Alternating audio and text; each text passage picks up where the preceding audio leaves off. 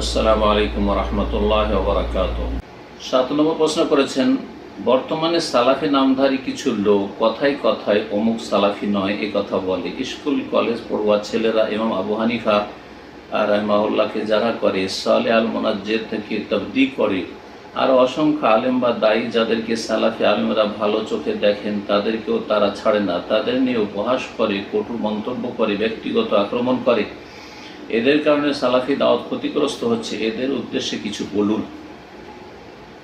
মনে রাখবেন যে প্রত্যেকটি হকের দুই দিকে বাতিল রয়েছে বা ভুল রয়েছে, বিভ্রান্তি রয়েছে, ওয়াসাত আর এফরাত আর তাফরিদ। ওয়াসাত আর তারফান, দুই দিকে গুমরাহি রয়েছে। যেমন রাস্তা, রাজপথে কোনো পথে আপনি চলছেন, এখান থেকে আমরা মক্কা মদিনা যদি বাই রোডে যাই তো রাজপথে মাশাআল্লাহ লম্বা চওড়া রাস্তা, চলতে আছেন, ডানে বামে কিন্তু গর্ত আছে। ঠিক তেমনই তো সালাফি মানহাজ হচ্ছে সেই ইসলাম, যে ইসলামের রাসূলুল্লাহ সাল্লাল্লাহু আলাইহি সাহাবায়ে কেরামদেরকে ছেড়ে গেছেন। সালাফ হচ্ছেন সাহাবায়ে কেরামগণ, সালাফ হচ্ছেন তাবেঈনগণ, সালাফ হচ্ছেন তাবা তাবেঈনগণ, স্বর্ণযুগের মানুষরা। রাসূলুল্লাহ তারা নির্ভেজাল অনুসারী ছিলেন। তো এটি হচ্ছে মধ্যম পন্থা। এর দুই দিকে রয়েছে রাওয়াফিজ আর খাওয়ারিজ। একদিকে খারেজিরে বেরিয়ে গেল আলী জামানে, আর একদিকে রাফেজি শিয়ারা বেরিয়ে গেল। এই দুটি হচ্ছে বিভ্রান্তি। এইরকমই যুগে যুগে সালাফি নাম দিয়ে এক লোকেরা চরম পন্থা অবলম্বন করে সবাইকে সালাফি থেকে বের করে দেয়, কথায় কথায় বের করে দেয়। এরাও ভুল পথে রয়েছে। আর এরা সাধারণ জানলে শিক্ষিত লোক। বড় দুঃখের বিষয়, এরা ইমাম আবু হানিফা রাহমাতুল্লাহ আলাইহি সম্পর্কে যদি কোনো কথা বলে তাহলে তারা নিজেরাই গোমরাহ। সাবধান। এইরকমই যে অন্য শেখের নাম নিয়েছেন, তার যদিও কিছু ভুলভ্রান্তি আছে, কিন্তু কথা হচ্ছে যে তার জন্য ভুলভ্রান্তি যারা ধরবেন তারা যোগ্য আলেম হবে। এই জানাল শিক্ষিত লোকেরা না, 2-4 অক্ষর পড়ে আরবিটাই ঠিক করে বুঝে না, আর বড় বড় আলেমদের যাদের বেশ কিছু মানহাজগত ভুল ত্রুটি হয়তো আছে, সেজন্য ফতোয়াবাজি করবেন। এটাও চরমপন্থা। এটা আপনাদের কাজ না, এটা ভালো ভালো আলেমদের কাজ।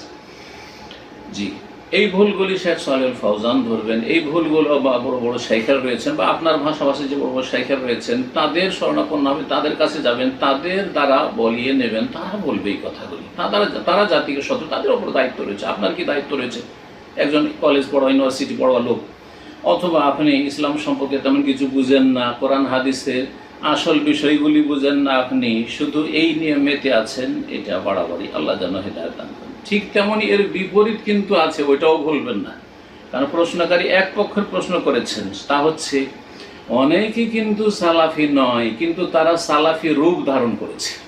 গিরগিটের মতো রাতারাতি তারা চেহারা পাল্টাতে পারে। জি হ্যাঁ, তারা সালাফি নয়, তারা কুতুবি। সৈয়দ কুতুব তাদের আদর্শ, হাসানুল বান্না তাদের আদর্শ, মওদুদি তাদের আদর্শ, কিন্তু বিভিন্ন কারণে তারা মওদুদির কথা বলতে পারছে না, হাসানুল বান্নার কথা বলতে পারছে না, সৈয়দ কুতুবের কথা একসময় খুব বলতো, তারা বলতে পারছে না হয়তো। তখন তারা রূপ চেহারা পাল্টে দিয়ে তাওহীদুল আসমা সিফাত হয়তো ঠিক আছে, আরব দেশগুলিতে পড়াশোনা করেছে, অনেক মাদানীরা আছে, তাওহীদুল আসমা সিফাত ঠিক আছে। আর এইরকমই সে মিলাদ টিলাদ এইসবের বেদাতে নেই, নিয়ত পড়ার বেদাতে নেই, যে সুন্নতগুলি সালাতের আছে, রফা দেয় না, আমিন জোরে বলা, এইসবও বলে দিবে।